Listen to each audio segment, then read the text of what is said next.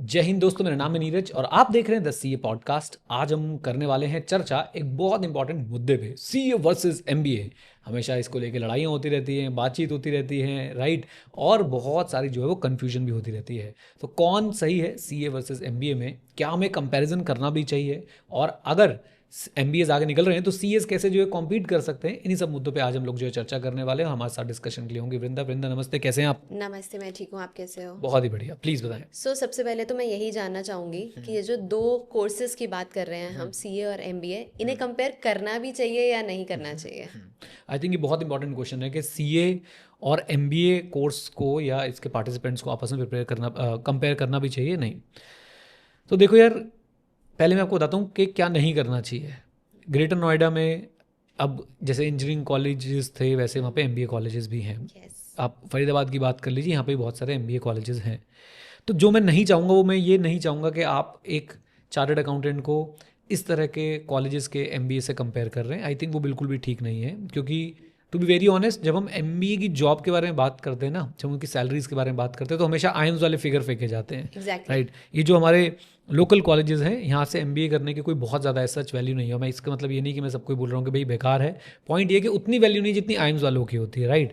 और साथ में यहाँ पे वो एक्सपोजर भी नहीं है जो शायद आइम्स में आपको मिलता है, या फिर और एमडीआई में आपको मिलता है, या फिर आपको और अच्छे जो बी स्कूल्स हैं, जो टॉप रेटेड बी, जो एक्चुअली में टॉप रेटेड बी स्कूल्स हैं। ऐसा ना हो कि आप सिर्फ और सिर्फ आर्टिफिशियल रेटिंग्स के ऊपर चले जाएं, क्योंकि ये भी आजकल बड़ा पंगा है कि एक कॉलेज जो है वो भाई सारी लिस्ट में टॉप पे हो सकता है, लेकिन फिर भी उसमें ठन ठन गोपाल लोग आपको दिख सकते हैं। So my point is, first of all let's stop comparing chartered accountants with MBAs from this kind of colleges. मैं किसी कॉलेज का नाम इसलिए ले रहा हूँ, मुझे नहीं पता भाई कोई ऑफेंड हो जाए बेफालतू में, जहाँ पे बिल्कुल पढ़ाई के नाम पे सिर्फ भाई हवाबाजी चलती है, वहाँ से आप कंपेयर मत कीजिए।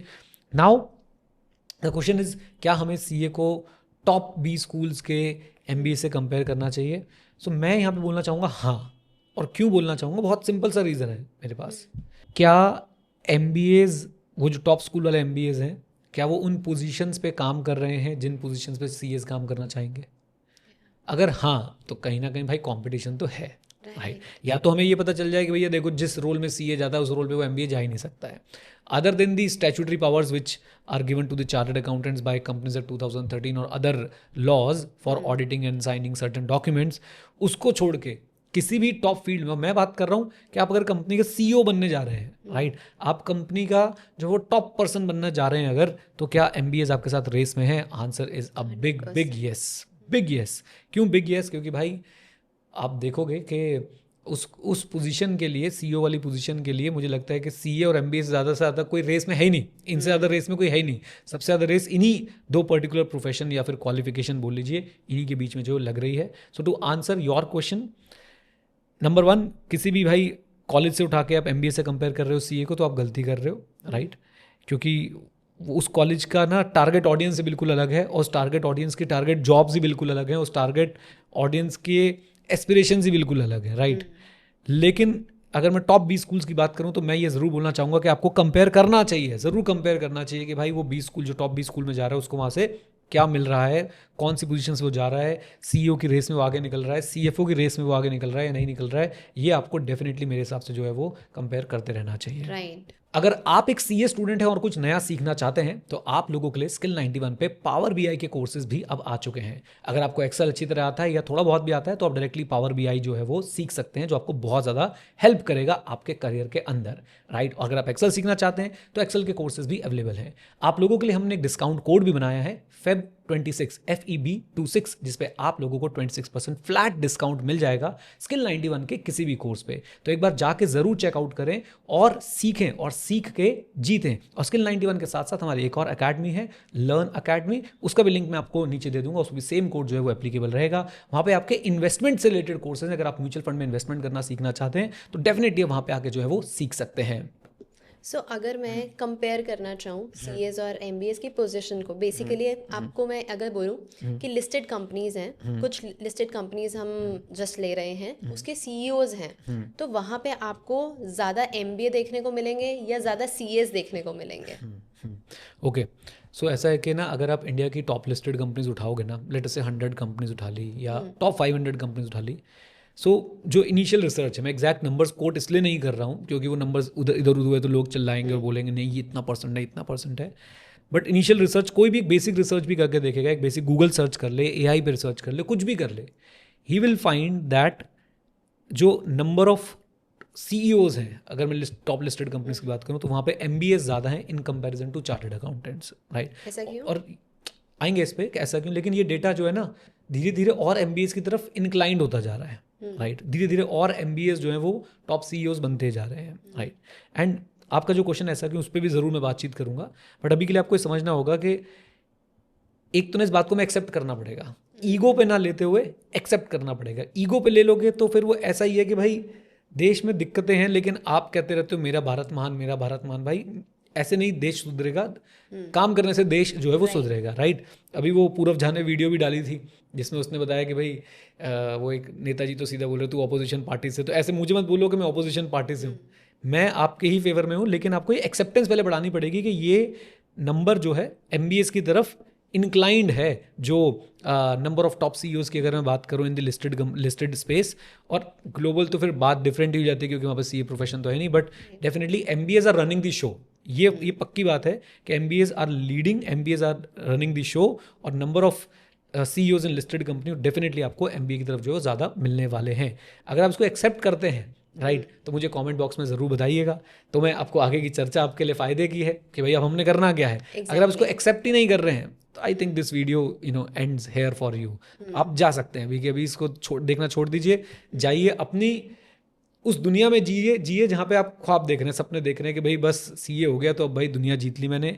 यस, आपने एक बहुत बड़ी टारगेट अचीव कर लिया, आपने एक बहुत आपकी लाइफ का बहुत बड़ा माइलस्टोन है, राइट, इमोशनल भी और करियर वाइज भी, बट इसका मतलब ये नहीं कि अब और कुछ नहीं करना है या आपसे ऊपर कोई है ही नहीं, राइट। आई थिंक आपने बहुत सही बात बोली कि किसी भी चीज़ को इम्प्रूव करने के लिए you need to first accept it. तो एक्सेप्टेंस तो बहुत ज़रूरी है, बट ऐसा फिर भी क्यों आप बोल रहे थे कि टॉप पोजीशन पे MBAs ही ज़्यादा हैं? सो ऐसा ना कि CAs की छवि कैसी है, CAs को एज अ टेक्निकल एक्सपर्ट देखा जाता है, राइट। CAs को एज अ रिस्क मिटिगेटर देखा जाता है कि इनको ले आते हैं, ये पकड़ लेंगे कहाँ पे गलती होने वाली है, राइट। ये गाड़ी का ब्रेक है, CAs जो है वो गाड़ी की ब्रेक है कि भाई गाड़ी का सेफ्टी सिस्टम है, राइट। लेकिन MBAs को कैसे देखा जाता है? गाड़ी के इंजन की तरह देखा जाता है। MBAs को देखा जाता है कि भैया ये ग्रोथ ड्राइवर्स हैं। और आपको एक और बात बताता हूँ, अगर आप अगर सुनना चाहें और समझना चाहें तो ये बड़ी इंपॉर्टेंट बात है कि, और ना ये एक होता है ना शुरू से छवि बन जाती है, तो CAs की छवि और CAs की जो इमेज है वो कॉस्ट सेंटर वाली बनी है।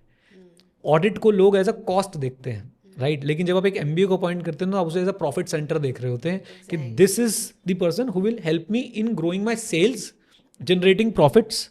और जब CA की बात आती है तो लगता है this is the person who will help me in mitigating the risk, who will help me in applying the brakes जब जरूरत पड़ेगी, और कहीं ना कहीं मेरे चेक्स रखने में हेल्प करने वाला है कि भाई सब कुछ ठीक चल रहा है कि नहीं। लेकिन ये कहीं सेल में और ग्रोथ में कंट्रीब्यूट नहीं कर रहा। प्लीज़ मैं जो बातें बोलूँ उसे ध्यान से सुने, ऑफेंड नहीं होना है। अब ऐसा नहीं है अभी आप बोलो वो देखो जी टेस्ला का जो CFO, if I am not wrong, Vaibhav Taneja, मैं एक बार उनका नाम भी एक बार चेक कर लेता हूँ, यही नाम है कि उनका, वैभव तनेजा जी जो टेस्ला के CFO हैं या टॉप पोजीशन पे बैठे हुए फाइनेंस में। यार वन ऑफ एग्जाम्पल मत दीजिए, मैं आपसे अग्री कर रहा हूँ, मैं खुद CA प्रोफेशन से आपसे अग्री कर रहा हूँ, बट इस बात को समझिए कि अभी भी CAs को ऐसे देखा जाता है कि भाई ये टेक्निकली बहुत साउंड है, इससे टैक्स का सेक्शन पूछ लो शायद रट रट के आपको सारे TDS का सेक्शन बता देगा, लेकिन ग्रोथ कैसे करनी है, स्ट्रैटेजिक मैनेजमेंट सिर्फ 50 नंबर का डाल रखा है, वो भी रट्टा मार के बच्चा पास हो रहा है, वो प्रॉब्लम है, राइट। एंड प्लीज़ जब हम ये बात बोलते हैं तो इसका मतलब ये नहीं कि बिल्कुल एकदम रेखा ही खींच दी कि भैया CA है तो तू कॉस्ट सेंटर ही है, CA है तो भाई तू ग्रोथ नहीं करवा सकता। नहीं, ऐसे भी CAs हैं जो डेफिनेटली CEOs हैं, ग्रोथ में कंट्रीब्यूट कर रहे हैं, सेल्स में कंट्रीब्यूट कर रहे हैं, बट नंबर अगेन कम है और वो धीरे धीरे और कम हो रहा है। और MBA वहाँ पे जो है लीड ले रहे हैं, ज़्यादा ग्रोथ ओरिएंटेड उनका जो है वो आउटलुक है, वो उनको वहाँ पे जो है काफ़ी ज़्यादा फायदा पहुँचा रहा है, राइट। सो आपने टॉप पोजीशंस तो बता दी कि MBAs लीड कर रहे हैं। इसके बाद ना बहुत इंपॉर्टेंट एक चीज़ आ जाती है, दैट इज सैलरी। कि एक सैलरी मतलब एक CA की सैलरी क्या है और MBA की सैलरी क्या है। अगर हम ये सोशल मीडिया पे देख रहे होते हैं तो बहुत ज़्यादा सैलरी गैप दिखाया जाता है, तो कितना ट्रू है वो? सो अगेन मैं बोलूँगा, अगर आप Tier 1 MBA कॉलेजेस की बात करेंगे, राइट, टॉप MBA कॉलेज की बात करेंगे, ISB की, IIMS की, FMS, MDI, ऐसे कॉलेजेस की बात करेंगे, तो अगेन एक बॉल पार्क फिगर में आपको दूं तो वहाँ मुझे लगता है कि एक फ्रेशर की एवरेज सैलरी जो है वो समवेयर बिटवीन 30 to 40 लाख के बीच में होगी, राइट। ये एवरेज सैलरी की बात कर रहा हूँ, लोएस्ट इससे भी कम होगी फॉर श्योर। अगर आपने बेकार जगह से MBA किया तो उसकी कोई ज़्यादा वैल्यू भी नहीं होती है, राइट। शायद आप अनएम्प्लॉयड बैठे हो, मैं अच्छी जगहों की बात कर रहा हूँ। एंड अगर आप नीश प्रोफाइल में जाते हैं, मतलब थोड़ी कंसल्टिंग वगैरह में जाते हैं, आप शायद आपको 60 लाख तक की भी सैलरीज एक MBA की देखने को मिल सकती है। And talking about salaries of chartered accountant, पहले तो मैं ये रिक्वेस्ट करूंगा सबसे, हमने काफ़ी डिटेल्ड वीडियो उसके ऊपर पहले किया हुआ है, उसको जाकर देखें, उसमें हमने बहुत डिटेल, और उसके ना कमेंट ज़रूर पढ़ें।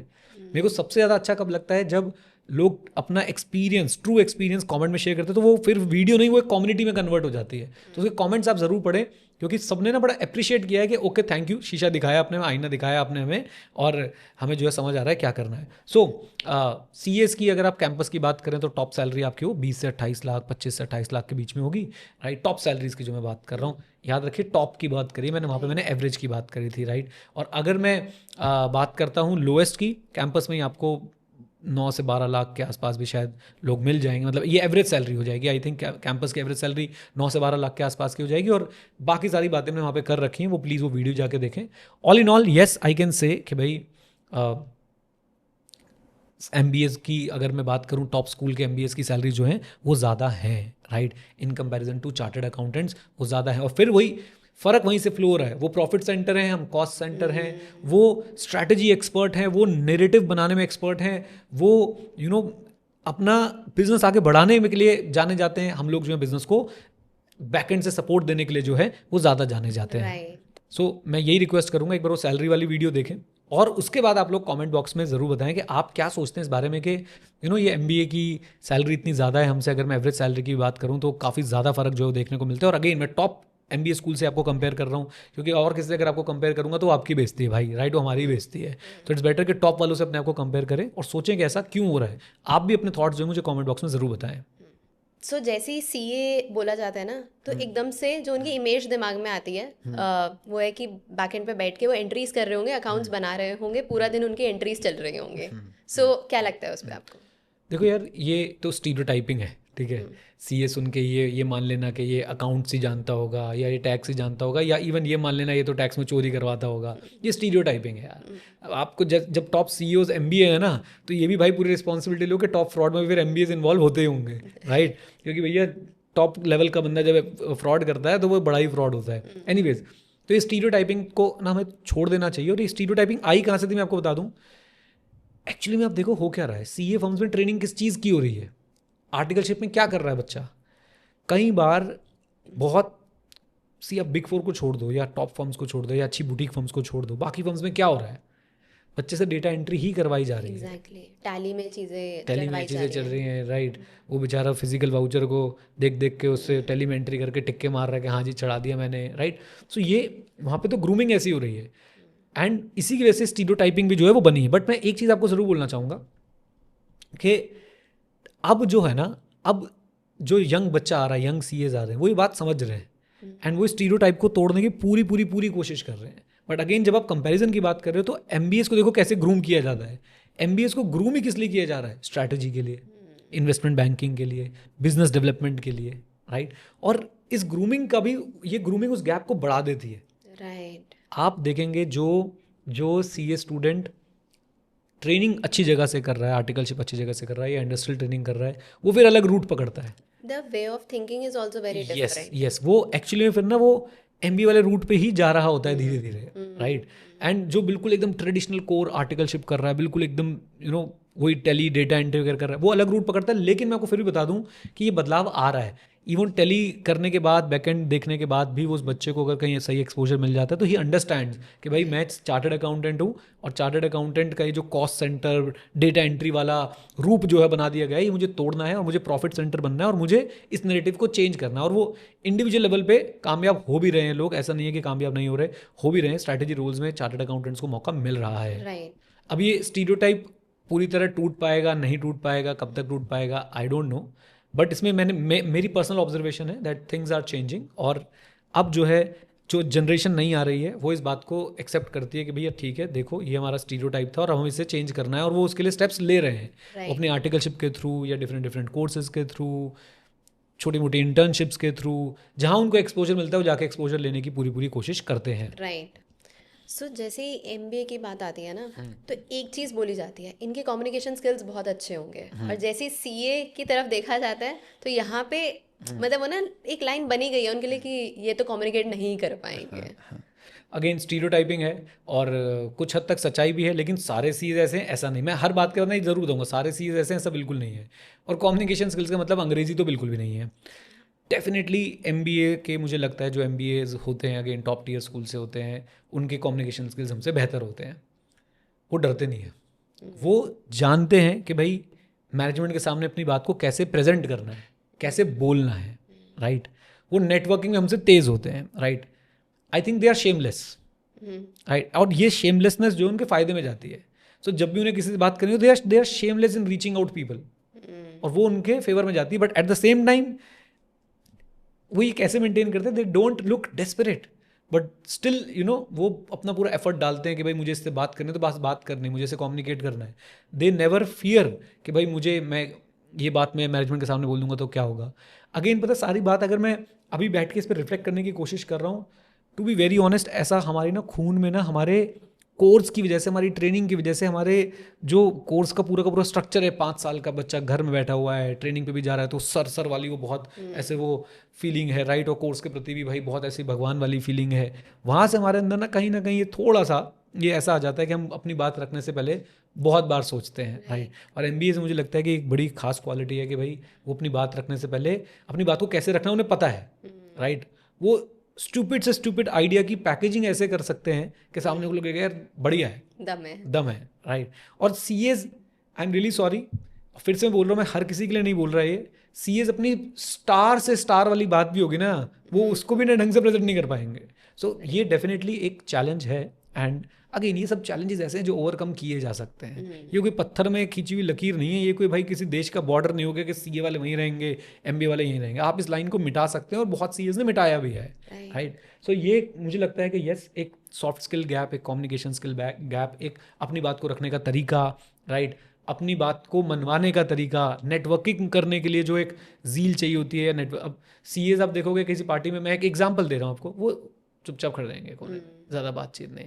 और आपने इस बात को फील करना। अच्छा चलो मैं सबसे बोलता हूँ, ये मुझे कमेंट बॉक्स में बताना, सीए एमबी को छोड़ देते हैं, यू नो हर बंदा अपने साथ एक पर्सनालिटी कैरी करता है। एक बंदा भाई क्राउड में आएगा, वो तुरंत ना सबका ध्यान अपनी तरफ खींच लेगा, वो सबसे बड़े अच्छे से मिलेगा, जिंदा दिली से मिलेगा, बातचीत करेगा, हाथ पाथ मिलाएगा और सबको मोटिवेट भी करेगा, 4 डायलॉग मारेगा। और उसी तरह दूसरी तरफ बंदा है वो चुपचाप घुस रहा है पार्टी में, साइड में जाके खड़ा हो गया। Party in the sense professional gathering समझ लो आप, राइट। वो आप इंट्रोवर्ट हो एक्सट्रोवर्ट हो, मुझे उसकी चिंता नहीं है भाई, मुझे इसकी चिंता है प्रोफेशनली आप उसका कैसे करते हो। साइड में आके खड़ा हो गया, किसी से बात नहीं कर रहा है, किसी ने उसे देखा भी नहीं, वो चुपचाप खड़ा हुआ है अपना शांति से। सो ये जो पहले वाला बंदा मैं आपको दिखा रहा था, ये एमबीए के अंदर क्वालिटी होती है। वो जहाँ जाते हैं वहाँ की जान बन जाते हैं, वो जहाँ जाते हैं वहाँ सबको अपनी तरफ अट्रैक्ट कर लेते हैं अपनी बोलने के तरीके से, प्रेजेंट करने के तरीके से। I hope I am sounding right, I hope मेरा मैसेज सही डायरेक्शन में जा रहा है, इसको गलत तरीके से ना लिया जाए। तो वो सीएस में कमी है, राइट, वो सीएस में कमी है। मैंने यहाँ तक लोगों को कहते हुए सुना है कि सीएस की पर्सनैलिटी थोड़ी दब्बू होती है, थोड़ा दब के रहते हैं। भाई चलो ठीक है, वो भी आप बोल लो, आपको जो बोलना है बोल लो। मैं तो ये बोल रहा हूँ कि ये चीज़ें ऐसी हैं जो सुधारी जा सकती हैं, राइट। आप अपना थोड़ा प्रेजेंस बढ़ा सकते हो, आप अपना थोड़ा बोलने के तरीके पे, चलने के तरीके पे, बैठने के तरीके पे, अपनी बात को रखने के तरीके में जब बदलाव जो है वो ला सकते हो। Again exposure changes everything. Exactly. So I think अभी तक जो आपने चीज़ें बोली काफ़ी वैलिड है, थोड़ी सी चोट पहुंचा सकती हैं वो, सीएस एक्सेप्ट करें ना करें वो मतलब डेफिनेटली उनकी मर्जी है, बट सच्चाई है ये। सो एक चीज़ मैं आपसे और जानना चाहूँगी यहाँ पे, when it comes to entrepreneurship, तो उसमें आपको क्या लगता है हु इज़ विनिंग? मोटिवेशन चाहिए तो अलग आंसर है, सच्चाई सुननी है तो अलग आंसर है। पहले मोटिवेशन वाली बात कर देता हूँ। तो मोटिवेशन अगर आप देखेंगे तो चार्टर्ड अकाउंटेंट्स, भाई अभी आपको बताया जाएगा कि कितने यूनिकॉर्न जो हैं स्टार्टअप्स हैं जिनके फाउंडर्स जो हैं वो चार्टर्ड अकाउंटेंट्स हैं। ऐसे बहुत सारे यूनिकॉर्न स्टार्टअप मतलब जिनकी वैल्यूएशन $1 बिलियन, आज की भाषा में बोला जाए तो 9200 करोड़ रुपीज़ से ज़्यादा, या 9200 करोड़ या उससे ज़्यादा की है। ऐसे कितने स्टार्टअप हैं जिनके सीए फाउंडर्स हैं। ओके ग्रेट, बट मेरे पास 2 क्वेश्चन है। आप ज़रूर जाके देखें क्या उस सीए ने एमबीए कर रखा है? मैक्सिमम निकलते हैं कि जिन्होंने MBA कर रखा है। यस मैं आपको एक फेमस नाम बताता हूँ, Aman Gupta Yes. Is a chartered accountant, बहुत इवेंट्स में उनको बुलाया जाता है। बट प्लीज़ चेक करें, दो बातें चेक करें। एक, नंबर वन, क्या वो अपने नाम के आगे CA अमन गुप्ता लगाते हैं कि नहीं लगाते हैं? और ये मैं सबको एक होमवर्क दे रहा हूँ, जाके देखें। राकेश झुनझुनवाला जी जो हमारे देश के one of the finest equity investors रहे, राइट, ज़बरदस्त वेल्थ उन्होंने क्रिएट करी। He was also a chartered accountant. But आपने कितनी बार सुना CA राकेश झुनझुनवाला? Never. उसी के साथ मैं आपको और बहुत सारे ऐसे एग्जांपल्स दे सकता हूँ। तो दो चीज़ें आपने चेक करनी है, जितने भी आपको सक्सेसफुल एंटरप्रेन्योर, चलो एक बेंचमार्क ले लो जिसकी company valuation $1 billion and above है, राइट, 2 मिनट के लिए हम इसको मान लेते हैं सक्सेसफुल। इस पे भी लड़ाई हो जाएगी कि देखो उसी को सक्सेसफुल बता रहा है। भाई मेरी नज़र में तो किराने स्टोर चलाने वाला भी सक्सेसफुल है। मैं जस्ट आपके लिए बात बता रहा हूँ कि मान लो $1 बिलियन से ऊपर की जो कंपनी है उसके फाउंडर जो है वो चार्टर्ड अकाउंटेंट्स है। प्लीज़ जाके चेक करें क्या उन्होंने साथ में कोई MBA वगैरह भी कर रखा है, नहीं कर रखा है। और ये भी ज़रूर देखें कि वो अपने नाम के आगे CA लगा रहे हैं या नहीं लगा रहे हैं। You be surprised. मैं फैक्ट बता देता हूँ, most of them have done their MBAs, right, from top B schools of India or of the world. Most of them are not using CA as the prefix with their names. So now you have to find the reason कि वैसा क्यों कर रहे हैं। Entrepreneurship में तो मुझे ऐसा लगता है कि MBAs का ही अपर हैंड है जी, राइट। अगेन बात वही है, CAs की रिस्क टेकिंग एबिलिटी। मैं खुद इस बात से सफ़र करता हूँ। Being a chartered accountant, I am telling you, हमारी रिस्क टेकिंग एबिलिटीज़ बहुत कम हो जाती हैं। पता नहीं क्यों हमारे दिमाग में प्रोविजन फॉर डाउटफुल डेट चल रहा होता है, राइट। हमारी ट्रेनिंग ही एक्चुअली में ऐसी हो जाती है। और एक बहुत ही अजीब सा फैक्ट है, वो मैं पॉडकास्ट में नहीं बोल सकता, वो पॉडकास्ट में बोलूँगा तो बहुत लड़ाई हो जाएगी, उसको इतना ट्रोल करेंगे पूछो मत। बट मैं आपको आराम से बताऊँगा इसके बारे में। उस रिस्क टेकिंग एबिलिटी कम होने का इम्पैक्ट हमारी पर्सनल और प्रोफेशनल लाइफ में हर जगह पे आता है। ये आप किसी भी CA से पूछेंगे, ऑनेस्ट वो आपको कन्फेशन दे देगा ये वाला। ऑब्वियसली एक्सेप्शंस हमेशा हैं, लेकिन आप देखोगे इन जनरल CA फ्रेटर्निटी की रिस्क टेकिंग एबिलिटीज़ जो है वो दब जाती हैं, कम हो जाती हैं। और उसका मेन कारण जो है वो यही होता है कि भाई हमारे को अगेन ग्रूमिंग और हमारी ट्रेनिंग और हमारा जिस तरीके से आगे बढ़ाया गया वो इस तरीके से बढ़ाया गया। और MBA की रिस्क टेकिंग एबिलिटी वो छप्पड़ फाड़ के होती है। वो सोचते नहीं है, राइट। उनको पता है कि भाई ये तो कैलकुलेटेड रिस्क है, खेल जाऊंगा यहाँ पे तो 100x होने का मौका है। एनीवेज चलिए, सो यस, एंटरप्रेन्योरशिप में मुझे लगता है कि जो है MBAs का एक अच्छा खासा अपर हैंड जो है वो रहता है, राइट। सो और कौन से फैक्टर्स आपको लगते हैं जो एक MBA को एज प्रोवाइड कर देते हैं? वो फैक्टर तो मैं बता ही देता हूँ, लेकिन CA वाले लोग निराश ना हो, आपको इसका सॉल्यूशन दूंगा मैं अभी कि आपने क्या करना है। खैर, एक फैक्टर जो मुझे लगता है जो बिल्कुल ही क्लियरली स्टैंड आउट करता है वो है नेटवर्क ऑफ MBAs। इनके जो एलुमनाई होता है अपने अपने कॉलेजेस का, वो इतना सुपर स्ट्रांग होता है। अब आप यू कैन कम एंड से देखो CAs का भी होता है, सिर्फ प्रैक्टिसिंग CAs का होता है। जॉब वाला CA अपनी कम्युनिटी से डिस्कनेक्टेड घूम रहा है। True. वो बिल्कुल डिस्कनेक्टेड घूम रहा है। प्रैक्टिस वाले चार्टर्ड अकाउंटेंट्स, वो इवेंट्स होते रहते हैं, कोई उनके वो जो पोस्ट क्वालिफिकेशन उनके जो PE होता है ना, professional education, continuing professional education, वो इवेंट्स होते रहते हैं, कॉन्फ्रेंसेज होती रहती है, उसमें आते रहते हैं। बट एक चार्टर्ड अकाउंटेंट जब जॉब में चले जाते हैं वो अपनी कम्युनिटी से बिल्कुल डिस्कनेक्ट हो जाता है, राइट। MBAs में ऐसा नहीं है। एक पर्टिकुलर आप देखोगे इनके एलुमनाई के ना, वही है, रेगुलर कॉलेज था, कैंपस था, साथ रहे हैं, तो एक जुड़ाव है। अच्छा जी आज मीटअप हो रही है इस वाले बैच की, आज उस वाले बैच की, यस। तो एक दूसरे की हेल्प करना, एक दूसरे को गाइड करना, एक दूसरे को आगे बढ़ाना, आई थिंक यहाँ पे बहुत ज़्यादा है। एंड CAs में मुझे लगता है उसकी कमी है। मैंने खुद बहुत बार कम्युनिटी रन करके देखी है CA स्टूडेंट की। मीम्स चला लो बस, राइट। आर्टिकलशिप से रिलेटेड पोस्ट डालो, कोई एंगेजमेंट नहीं। इंडस्ट्रियल ट्रेनिंग, कोई एंगेजमेंट नहीं।